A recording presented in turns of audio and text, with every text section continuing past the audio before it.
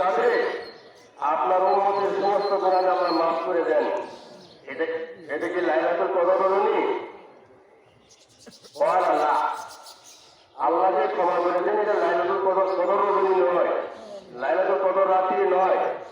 ইন্নামাল আমিলু, একজন কর্মচারী ইদা তারা আমালহু ওয়া সাদরাহু, একজন কর্মচারী যখন তার মনিবের সম্পন্ন তার 1 মাস কাজ ভালোভাবে করে তার বিনিময়ে তাকে প্রতিদান দিয়ে থাকে তার মালিক আল্লাহ তাবারক ওয়া তাআলা।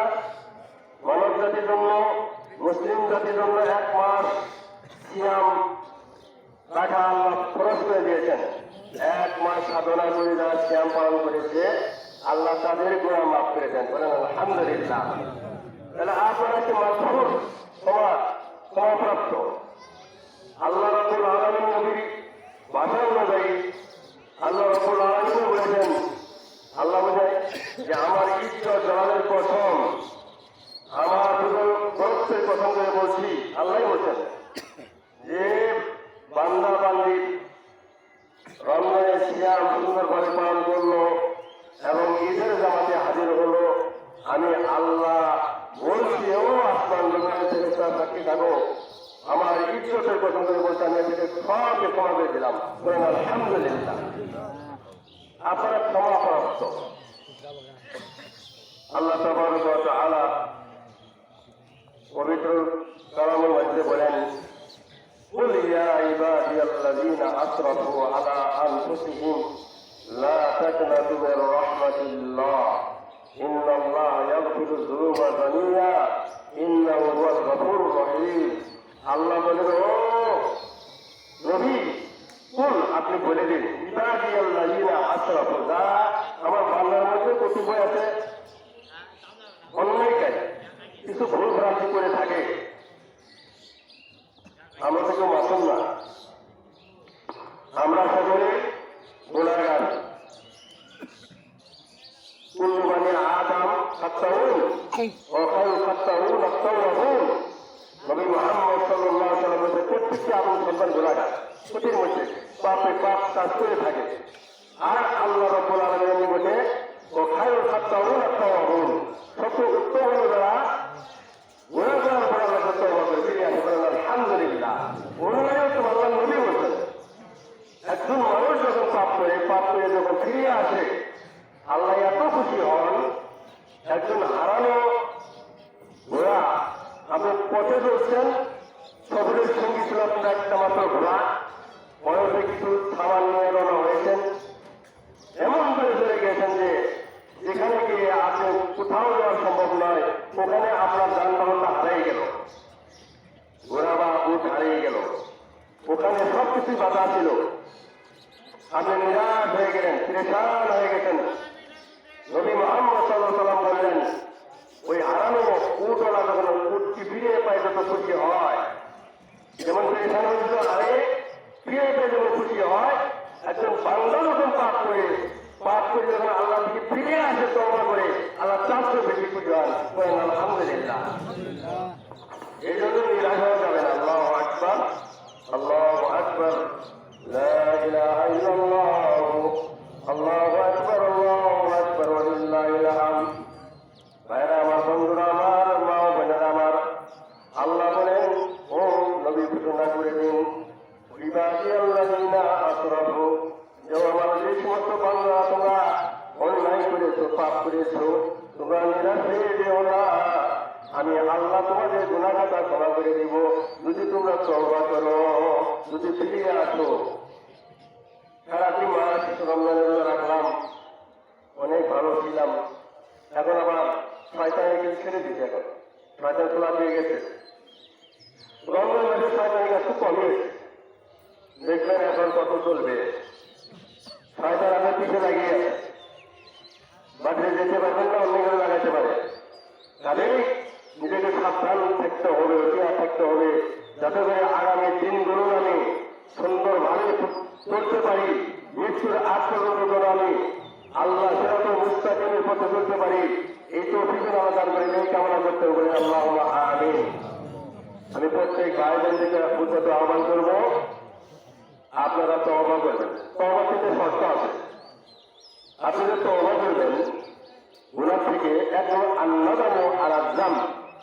যে পাপ করেছেন এই পাপের আপনাকে কি করতে হবে?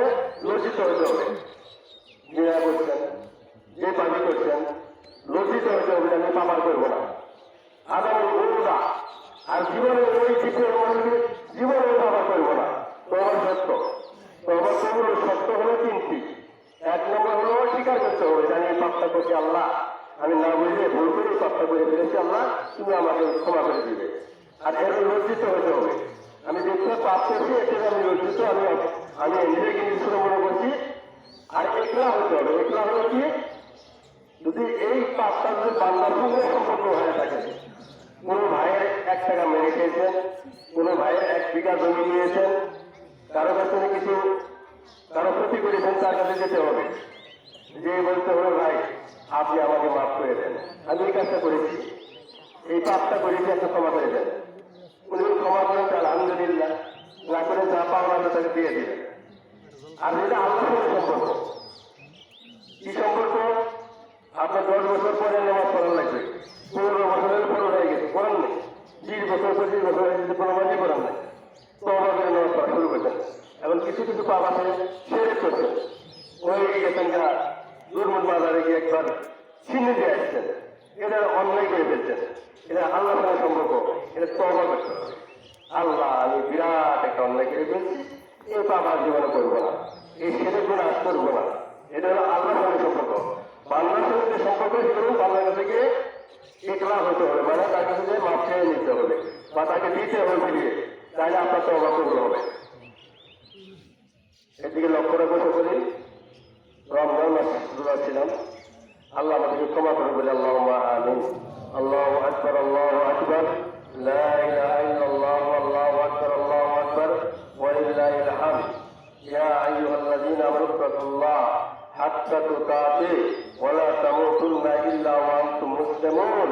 হে ইমানদারেরা, তোমরা আল্লাহকে যথাযথভাবে ভয় করো, ওয়া লা তামুতুন্না, তোমরা মৃত্যুবরণ করো না, ইল্লা ওয়া আনতুম মুসলিমুন, যতক্ষণ পর্যন্ত মুসলিম না হতে পেরেছো, তুমি খাঁটি মুসলিম না হতে পেরেছো, ততক্ষণ পর্যন্ত মরার চিন্তা করো না।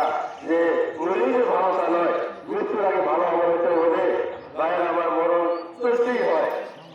তো এই রমজানে আমার এক ভাই পারিপার্শ্বিক সিয়ারি খেয়েছেন, সিয়ারি খেয়ে শুয়েছেন, পেটের ব্যথা, হঠাৎ করে মারা গেছে। ইন্না লিল্লাহি ওয়া ইন্না ইলাইহি রাজিউন। জুমার দিন, রমজান মাস, জুমার রাত্রিতে মারা গেছেন। লোকটি ভালোই হবে, আল্লাহ নামাজিও ছিলেন, আল্লাহ তাকে জান্নাতুল যত্ন করুন বলে আল্লাহুম্মা আমিন। অনেক ভাই বোন রমজান মাসে মারা গেছেন, আল্লাহ তাদেরকে জান্নাতুল যত্ন করুন বলে আল্লাহুম্মা আমিন। এই এলাকার অনেক বাচ্চারা মরে গেছেন। আমার উস্তাদ মোল্লা সবলিপুরি সাহাবী মাদ্রাসা প্রতিষ্ঠিত করে গেছেন, উনি আমার বড় উস্তাদ, সবচেয়ে আলিফাত থেকে টিকা করি, উনি অনেক জ্ঞানী লোক ছিলেন। আমাদের জামালপুর ডিস্ট্রিক্টের মধ্যে এরকম মোবাইল ছিলেন না। আপনাদের নতুন বক্তা আর দায়ী হিসাবে আমাদের উস্তাদ আব্দুল মজিদ সবলিপুরি সাহেব, ওনার ছেলে আছেন আব্দুল মজিদ সাহেব, দেখেন উনি মাদ্রাসা সর্বপ্রথম প্রতিষ্ঠিত করে গেছেন। বিভিন্ন ধরনের দানের রসিলায়, বিভিন্ন সংগঠনের রসিলায় এই মাদ্রাসা প্রতিষ্ঠিত হয়েছে। আমরা এই মাদ্রাসার সময় ছাত্র ছিলাম, আপনারা সর্বোচ্চ সহযোগিতা করবেন। এই মাদ্রাসা আপনারা অনেক ভালোবাসেন, আমরা জানি। রমজান মাসে আপনাদের হাত প্রসারিত করে মাদ্রাসা দান করার করে থাকেন, ছেলে মেয়েদেরকে দিবেন। আপনারা যে ছেলে মেয়ে আতিথ্যকে দিয়ে এই মাদ্রাসাকে প্রতিষ্ঠিত করবেন। আল্লাহ নবী বলছেন, মানুষ মরে যাওয়ার পরে কয়েকটা আমল তার কবরে যাবে। নবী মুহাম্মদ সাল্লাল্লাহু আলাইহি ওয়াসাল্লাম বলেছেন, আন আবি হুরায়রা রাদিয়াল্লাহু আনহু قال قال رسول الله صلى الله عليه وسلم إن مما يلد المؤمن من عمله وحسناته من بعد موته। একজন মুমিন ব্যক্তি মৃত্যুর পরে কি কতিপয় আমল দুনিয়াতে করে যাবে, মৃত্যুর পরে পাবে। ইলমান আলেমাহু ওয়া নাসারাহু, জ্ঞান অর্জন করে প্রচার করলো। একটা ওয়াদান সালাম তাআলা সন্তান রেখে গেল, একটা ভালো ছেলে রেখে গেল, দোয়া করলো রব্বিনা হামহুমা কামা রাব্বায়ানি সগীরা। বাবা মার জন্য দোয়া করবেন, এটি নিয়ে এটি আছে। অনেক সময় তার কবরে যাই না, জারুল কবুরা আইনাম তাযাক্কারা লাগারা, কবর জিয়ারত করো, কবরখানে যাবেন। প্রতি বৃহস্পতিবার দিবাগত রাত্রিতে আল্লাহ নবী কবর গেছেন, জানার বাকিকে দোয়া করতেন, হাত তুলে একে, হে আল্লাহ কবর বাকিকে ক্ষমা করে দাও। কবর বাকির কাছে চাওয়া যাবে না, ক্ষমা জন্য দোয়া করে, আল্লাহ এই কবরে যারা আছে বাবা মা ভাই বেড়াদের আছে ক্ষমা করে দাও আল্লাহ, এদেরকে মাফ করে দাও, এই দোয়া করবেন। আখেরাতে পুরস্কার হবে, বড় লোক পুরস্কার হবে, দুনিয়ার একটু চিন্তা ভালো কমে যাবে। এটা হলো কমেডিয়ান করলে একটা অনুভব হয়। এর আলমাহ এদের শিক্ষা করেও প্রচার করবেন। অনাথ সাধারণ তারা সন্তান থেকে যেমন মরার পর দোয়া করে বড় সন্তান থেকে যাবেন না। কিতাব দিয়ে পরেই বানা যাবেন। একটা কিতাব দান করলেন, মসজিদ একটা মাদ্রাসাতে কিতাব দিলেন, ছেলে মেয়েরা লেখাপড়া করলো, ও শিক্ষা করে আরেকজনকে শিক্ষা দেবে, এই সব পাবেন। আর মসজিদ বানাও, মসজিদ বানায় যাবেন, মরার পরে সব পাবেন। আমি এক ফাউন্ডেশন চাকরি করতাম, আরামের এরিয়া চাকরি করেছি, সৌদি আরব সংস্থা। সেই সংস্থায় একজন ইউসুফ মোবারক, এক মহিলা বাংলাদেশের 20টা মসজিদ বানাই দিয়েছেন। উদ্দেশ্য কি? আল্লাহ মসজিদা জান্নাত। যে ব্যক্তি আল্লাহ রসুল মসজিদ নির্মাণ করে, আল্লাহ তাদের জান্নাতের মধ্যে বহু দামি পাথর দিয়ে গ্রামের মুক্তা দিয়ে একটা বালাখানা বা একটা সুন্দর একটা মহল তৈরি করে রাখেন, তারকে আনন্দ দেওয়ার জন্য বলেন আলহামদুলিল্লাহ। এই উদ্দেশ্যে মসজিদ তৈরি করে যাবেন, কবরে সওয়াব পাবেন। মসজিদে বানাও, বাইটা সাথে বানাও, মুসাফির খানা তৈরি করে যাবেন। আপনার বাড়িতে মুসাফির যাবে, খাবে বলবে, হ্যাঁ দোয়া করবে, আর একটু আসতে যাবেন। পানির ব্যবস্থা করে দেবেন। আপনার সাইডে একটা টিউবওয়েল বসে দিলেন, এটা কবরে যায় পাবেন। একজন পানি দিল আলহামদুলিল্লাহ, নাই আলহামদুলিল্লাহ। আপনি খেয়াল রোপণ করছেন, গাছের ফল খায়, একটা পাখি খেয়ে গেল, অন্য কিছু খেয়ে গেল, আপনি যদি তিরস্কার না করেন, 7টার সব লেখা হয়, বলেন আলহামদুলিল্লাহ। আপনার একটা আম গাছের একটা আম পাখি খেয়ে গেছে, ধান গাছের একটা ধান অন্য কিছু খেয়ে গেছে, আপনার আমল নামে 7টার সব হয়ে যায়, বলেন আলহামদুলিল্লাহ। কাজেই আরো সাদা কাতা এমন সময় দান করবেন যে সময় আপনার হায়াত আছে, জীবন আছে, ওই সময় দান করা হয়ে যাবেন। মা ও বোনেরা আছেন, আল্লাহ নবী খুতবারে এক পর্যায়ে গিয়ে বলছেন, ও মহিলারা, ঈদের দিনে আল্লাহ নবী খুতবা দিতে গিয়ে বললেন, ও মহিলারা, তোমরা বেশি বেশি করে দান খরচ করো, অধিকাংশ তোমরা দিলাম জাহান্নামে। তোমরা একটা ক্ষেত্রের অর্থের হয়েও জাহান্নাম থেকে বাঁচার জন্য তোমরা কি করবে? দান করে দিয়ে তোমরা কি করবে? জাহান্নাম থেকে মুক্তির একটা কি করবে? ব্যবস্থা করে বলেন আলহামদুলিল্লাহ। আজকে আপনাদের ক্ষেত্রে ব্যবস্থা নাই।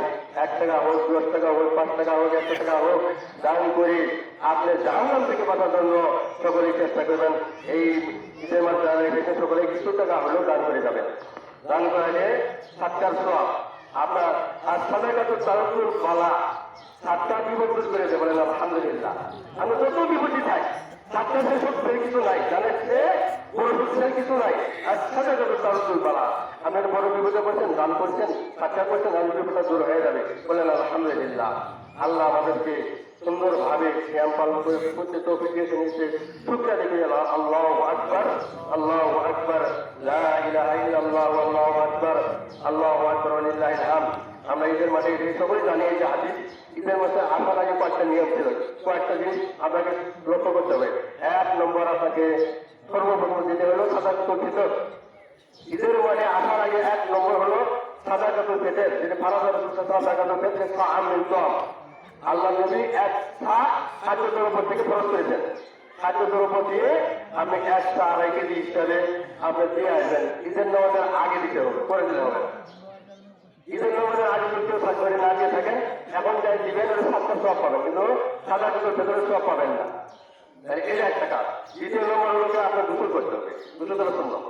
3 নম্বর কাজ হলো কি, আপনাকে করতে হবে যে আপনি একজন মুসলিম হিসাবে আপনি একজন ফজরের নামাজ জামাতে পড়ছেন কিনা, ফজরের নামাজ জামাতে পড়ছেন কিনা যে লক্ষ্য রাখতে হবে। এটা হলো সুন্নত নামাজ, ফজরটা আগে।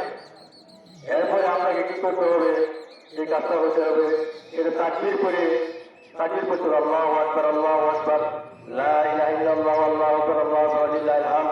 এই কথা বলতে বলতে ঈদের মাঠে চলে যাবে। ঈদের মাঠে গিয়ে আপনি সর্বপ্রথম কাজ হলো সালাত। সালাত আদায় করে আপনি কি করবেন, এর মাঝে আশা আছে যে হাদিসে আছে যে আপনি হাজির আসবেন, গাড়ি ঘোড়া না, এটা একটা সব থেকে যে রাস্তায় আসবেন অন্য রাস্তায় চলে যাবেন। এটা একটা হাদিস আছে যে এক রাস্তায় আসলে আরেকটা বাধা হয়ে অন্য রাস্তায় যাবেন, এও আপনাদের কি হবে এটা নাজাতের কারণ হয়ে যাবে, এটা একটা সাক্ষী হয়ে যাবে।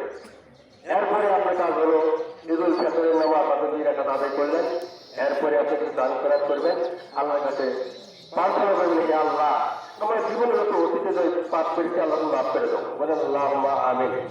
প্রত্যেক ভাই বোনের জন্য দোয়া করছি, আল্লাহ এই আমরা যারা ঈদের মাঠে একদিন সালাত আদায় করছি, আল্লাহ আমাদের প্রত্যেক ভাই বোনদেরকে ক্ষমা করে দাও, আল্লাহুম্মা আমিন। হ্যাঁ আল্লাহ, আমরা মুসলিম, আমরা তোমাকে বিশ্বাস করি, তোমাকে চিন্তা করি না, কাউকে চিন্তা করি না। আল্লাহ এই চেষ্টার রসিলে আল্লাহ আমাদের বাবা মাকে ক্ষমা করে দাও, আল্লাহুম্মা আমিন।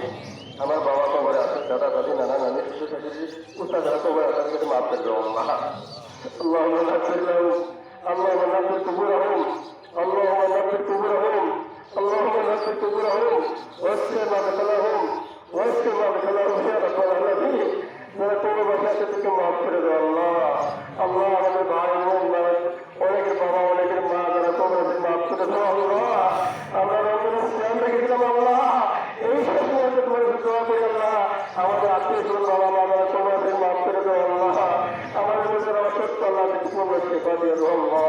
আল্লাহ সফান্নাস ওয়াসিয়াত সাবিলা শিফা ইল্লা শিফা ওয়া শিফা লা ইয়াদুরু সাকামা রব্বুল আলামিন। খাস করে দোয়া করি আল্লাহ এই মাদ্রাসার পিছনে যারা শ্রম দেয় আল্লাহ, এই মাদ্রাসায় অনেক ছেলে লেখাপড়া করে আল্লাহ এদের জন্য টাকা দিয়ে বিভিন্নভাবে সহযোগিতা করে আল্লাহ এদেরকে আল্লাহ তুমি মাফ করে দাও আল্লাহ। এদের দিনের অনেক ভাই বোন কবরে চলে গেছে আল্লাহ, দান করে আল্লাহ এদেরকে মাফ করে দাও আল্লাহ, এদেরকে জান্নাতে ফিরে যাওয়ার নসিব করো আল্লাহ। আল্লাহ খাস করে তুমি এই আমার থেকে ভিড়ে আল্লাহ মাদ্রাসা হাদিকে তুমি কবুল করে দাও আল্লাহ। কিয়ামত পর্যন্ত তারা কায়েম রাখে আল্লাহ। আল্লাহ এই মাদ্রাসা ছিল আল্লাহ আশেপাশে যত ভাই বোন আপনারা তুমি মাফ করে দাও আল্লাহ। আল্লাহ খাস করে দোয়া করি, আল্লাহ আমরা এখানে এসেছি আল্লাহ তোমার কাছে আল্লাহ। আল্লাহ সারাতে মাদ্রাসা রেখেছিলাম আল্লাহ, তুমি একমাত্র গাফার ক্ষমাশীল আল্লাহ, আমাকে ক্ষমা করে দাও, আমাকে মাফ করে দাও আল্লাহ। তুমি ক্ষমা করে নিও আল্লাহ। আল্লাহ আমরা ভুলে না বুঝে না বুঝে আল্লাহ অন্যায় করে থাকি আল্লাহ, আমরা মাফ করে দাও আল্লাহ।